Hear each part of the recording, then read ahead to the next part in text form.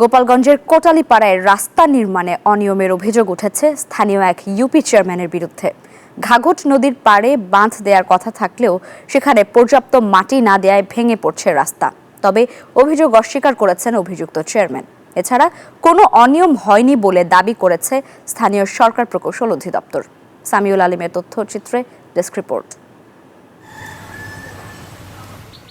রাস্তার পাশেই ছড়িয়ে ছিটিয়ে রাখা ইট, নদীর পাড়ে বাঁধ না দেয়ায় ভেঙে পড়েছে রাস্তা। এই দৃশ্য গোপালগঞ্জের কোটালীপাড়া উপজেলার ঘাঘট নদীর পাড়ের।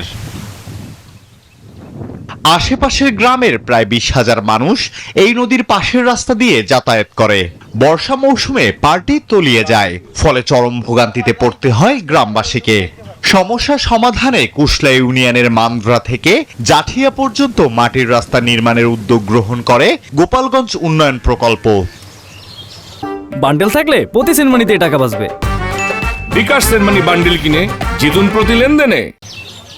1.5 বছর আগে 6 কিলোমিটার মাটির রাস্তার নির্মাণ কাজ শুরু করলেও মাত্র 3 কিলোমিটার রাস্তা সম্পন্ন হয়েছে।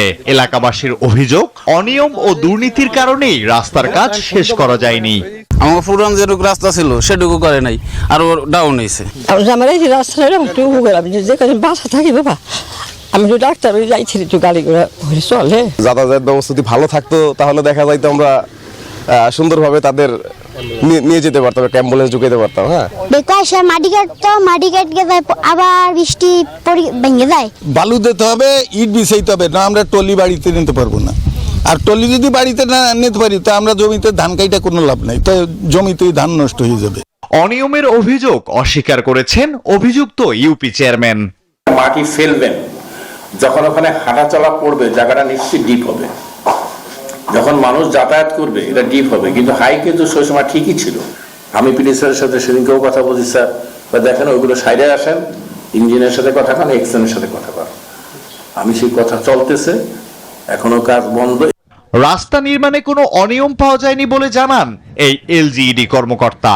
প্রতিটা চেঞ্জে আমাদের লাল কালি দিয়ে মার্কিং করে এবং আরএল দেওয়া, সেই আরএল থেকে 6 ইঞ্চি 8 ইঞ্চি উঁচু করে রাস্তাটা করা হয়েছিল। কিছু কিছু সেগমেন্টে ক্ষতিগ্রস্ত হয়েছে, আর যেহেতু সামনের দিকে কাজটা চলমান আছে, ওই ক্ষতিগ্রস্ত অংশটুকু চলমান কাজের ওখান থেকে আমরা রিপেয়ার করাই দেবো, ঠিকঠাক করাই দেবো।